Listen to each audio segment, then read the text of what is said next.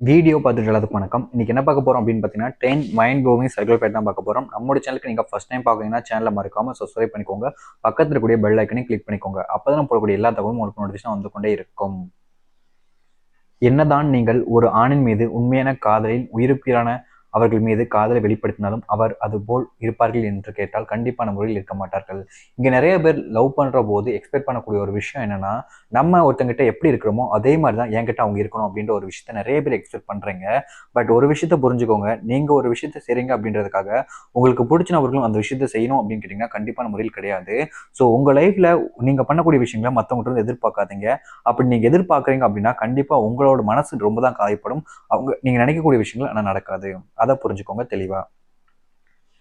நீங்கள் விரும்பும் நபர் உங்களிடம் அதிகமாக பேசாமல் குறைவாக பேசுவது, நீங்கள் அதிக அளவில் பேசும்பொழுது கேட்காமல் இருப்பது என்று இருந்தால் அந்த ஆணுடைய மனதில் பல எண்ணங்களும் பல மறைக்கக்கூடிய விஷயங்களும் இருக்கலாம்.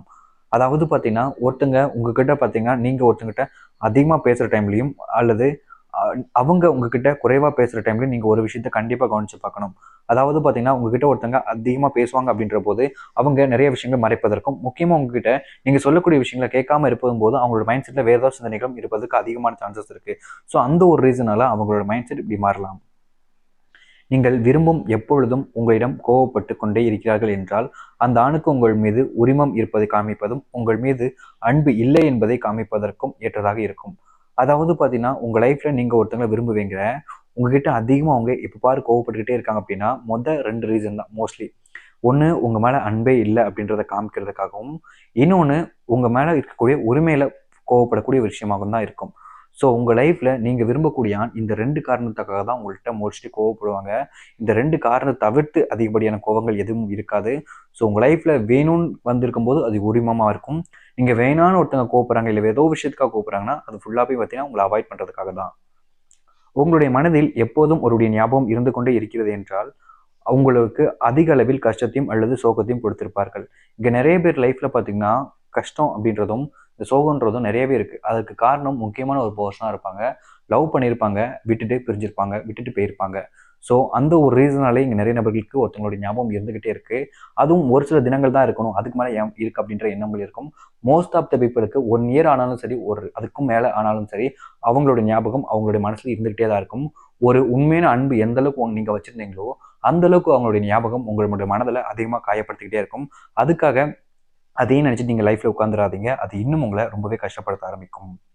நீங்கள் விரும்பிய நபர் பல நாட்கள் கழித்துவிட்டு சென்ற பிறகு பார்க்கும் பொழுது கண்களில் சிறிதளவு கலங்கள் இருந்தாலும் அவருடைய மனதில் இன்னும் நீங்கள் இருக்கிறீர்கள் என்பதை வெளிப்படுத்தும் இதுதான். அதாவது பார்த்தீங்கன்னா உங்க லைஃப்ல நீங்க ஒருத்தங்களை விரும்புறீங்க. பட் அவங்க ஏதோ ஒரு ரீசனால உங்களை விட்டுட்டு போயிட்டாங்க. உண்மையாவே அவங்களுக்கு உங்க மேல இன்னும் அன்பு இருந்துச்சுன்னா, உங்கள பார்க்கும்போது அவங்களோட சின்னதோண்டு ஒரு கண்ல இருக்கக்கூடிய அந்த ஒரு கண்ணீர் துளி போதும், அவங்களோட அன்பு இன்னும் சாகல. அவங்களோட அன்பு இன்னும் உங்க மேல இருக்குன்றத தெரிஞ்சுக்கோங்க.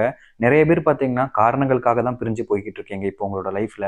ஒருத்தங்க லைஃப்ல காரணத்துக்காக தான் பிரிஞ்சு போணும் அப்படின்னு நினைச்சீங்கன்னா, கண்டிப்பா பல காரணங்கள் வந்துகிட்டே இருக்கும். அது மட்டும் இல்லாம இவங்களோட ஒருத்தவங்க பெட்டரா இருப்பாங்கன்னு நினைச்சு போனீங்கன்னா, ஒண்ணுக்கு மேல ஒண்ணு பெட்டரா தான் இருந்துகிட்டே இருக்கும். ஸோ உங்க லைஃப்ல எது கரெக்ட்டு? இது நமக்கு சரியா இருக்குன்றத நினைச்சு நீங்க அந்த ஒரு லைஃப்லயே முடிச்சுக்கோங்க. அதுக்கு மேல போணும்னு நினைச்சுக்கிட்டீங்கன்னா, ஒவ்வொரு தடவையும் அப்படித்தான் எண்ணங்கள் வரும். அது உங்க லைஃப்ல கண்டிப்பா சூட்டபிளான ஒரு லைஃபை ஏற்படுத்தி கொடுக்காது. ஸோ அந்த ஒரு விஷயத்த நீங்க புரிஞ்சுக்கோங்க. ஸோ கைஸ், யாரை விரும்பினாலும் சரி, யார் என்ன பண்ணாலும் சரி, உங்க லைஃப்ல ஒருத்தவங்க உங்களுக்கு பிடிச்சிருக்குன்னா யார் எடுத்தாலும் அவங்களை நீங்க திருமணம் பண்ணிக்கோங்க. அவங்க லைஃப்ல உங்க கூட வாழும்போது சந்தோஷமா இருப்பாங்க. நீங்களும் அவங்க கூட சந்தோஷமா இருப்பீங்க. அதை நீங்க புரிஞ்சு. ஸோ கைஸ் பார்த்தீங்கன்னா, இந்த ஒரு வீடியோட எண்டிங் வந்தாச்சு. இந்த ஒரு வீடியோ உங்களுக்கு பிடிச்சிருந்துச்சு, புரிஞ்சிருந்துச்சுன்னா லைக் பண்ணுங்க. உங்க ஃப்ரெண்ட்ஸ் அண்ட் ஃபேமிலிக்கு ஷேர் பண்ணுங்க. இதே மாதிரி வேற விஷயம் பார்க்குற வரைக்கும் see you. டாடா. பாய்.